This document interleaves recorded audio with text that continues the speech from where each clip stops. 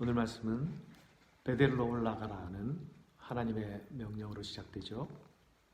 하나님께서 이 명령을 주시고 있는 환경은 어떻습니까? 어제 본문까지의 말씀이었습니다.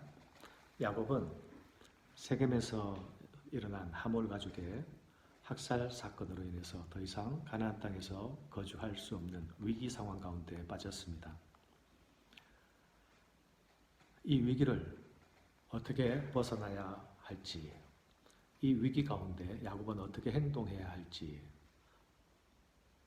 알 바를 모를 때에 하나님께서 먼저 찾아오셔서 베델로 올라가라 말씀하십니다. 야곱이 맞이한 위기는 야곱 가족의 가나안 땅에서의 생존에 관한 문제이면서 동시에 이스라엘의 미래에 관한 문제이기도 합니다. 또한 야곱이 맞이한 위기는 하나님께서 계획하시는 구속 역사의 위기이기도 합니다. 하나님 나라의 씨를 통해서 주실 메시아의 약속이 주어졌는데 야곱의 가족이 가나안 땅에서 도살을 당하게 된다면 그 약속이 이루어질 수 없는 위기 가운데 빠지는 것이죠. 이런 총체적 위기 상황 가운데서 하나님은 야곱을 찾아오셔서 명령하십니다. 베델로 올라가라. 이 명령을 주시면서 하나님이 뭐라고 말씀하십니까? 네가 네 형 에서의 낯을 피하여 도망하던 때에 내게 나타났던 하나님께 거기서 제단을 쌓아라.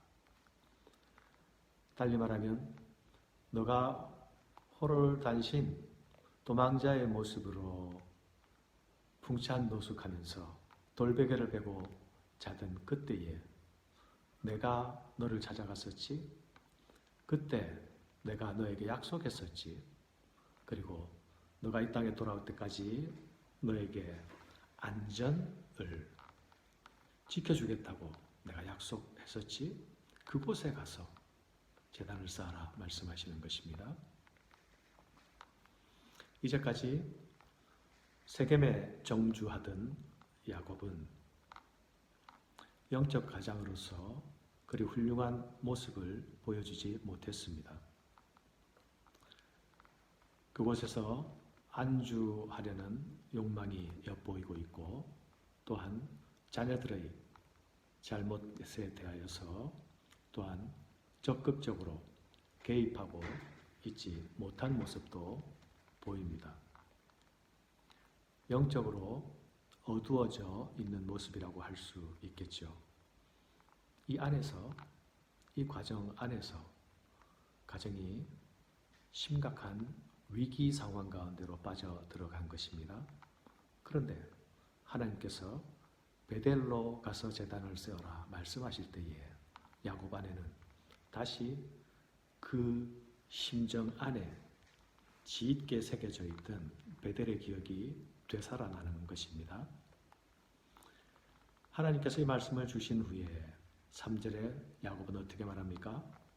우리가 일어나 베델로 올라가자.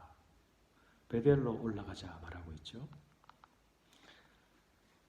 내 환난 날에 내게 응답하시던 그 하나님, 내가 가는 길에 나와 함께 하시던 그 하나님께 가서 제단을 쌓자 이렇게 말합니다.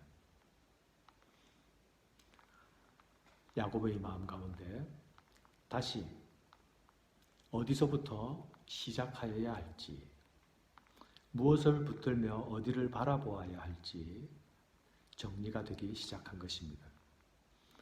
이것은 신앙의 회복이면서 또는 신앙의 부흥이라고도 말할 수 있겠습니다. 베델로 가기 위하여서 야곱은 그의 자녀와 식솔들에게 무엇을 요구하고 있습니까? 이방 신상들을 버리고 의복을 바꾸어 입고 정결하게 할 것을 요구하고 있지 않습니까? 자신들이 만나며 배웠고 예배해야 할 대상 앞에서 자신의 모습을 다시 새롭게 하는 것을 볼 수 있습니다. 베델의 하나님이 그의 마음속 깊이 있었지만 그것이 항상 살아있던 것은 아닌 것 같습니다.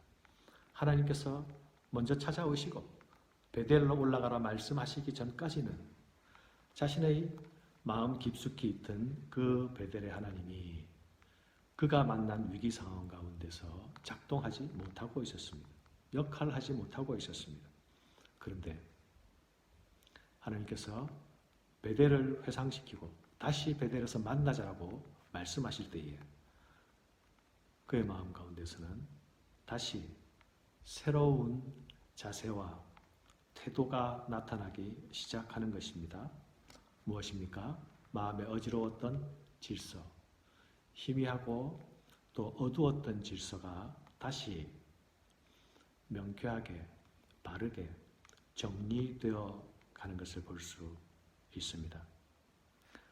그가 베델로 떠나는 과정에 하나님께서 사면고를 두렵게 하셨으므로 야곱의 아들들을 추격하는 자가 없었다 말씀하고 있죠.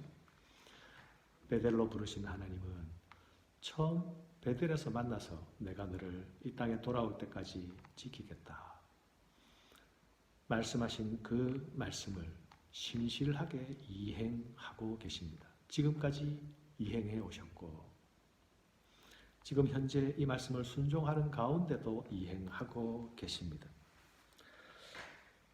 오늘 말씀 9절에 보면요. 야곱이 밧단 아람에서 돌아오매 하나님이 다시 야곱에게 복을 주셨다.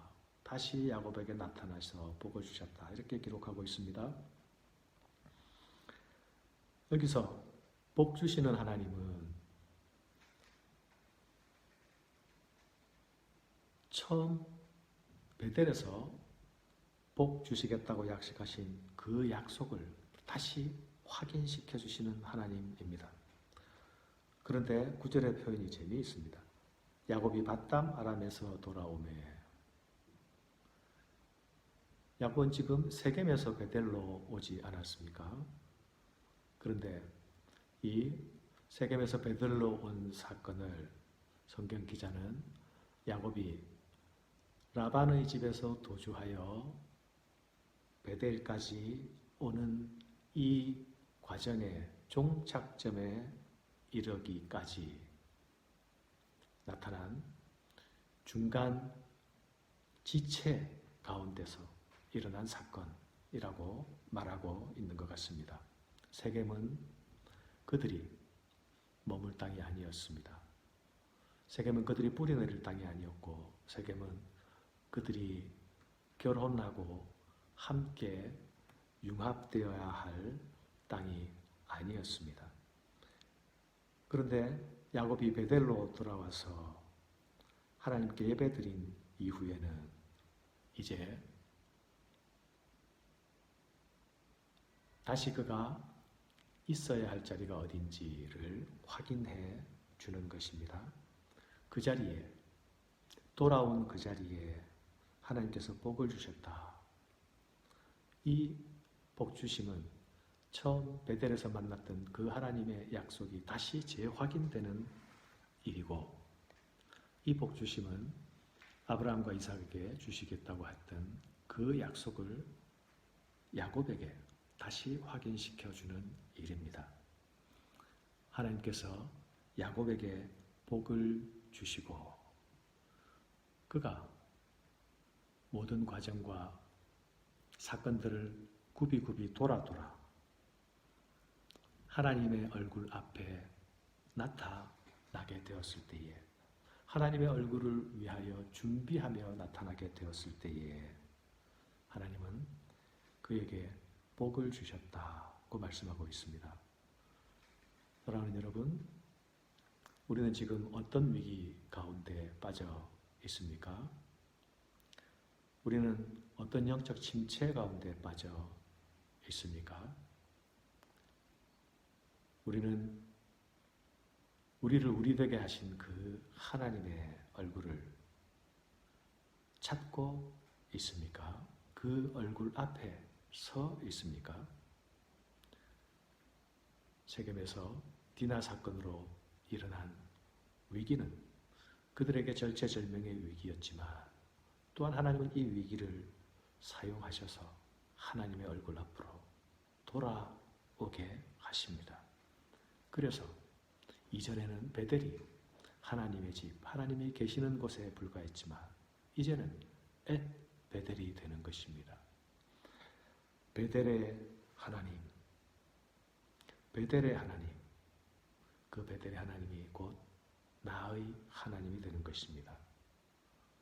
오늘 여러분의 한날에도 다시 베델의 하나님, 여러분을 처음 만나 주셨던 그 하나님의 얼굴을 바라며 그 회상 가운데로, 그 추억 가운데로, 그 가운데서 다시 살아나고 다시 피어나는 한날이 되시기를 바랍니다. 감사합니다.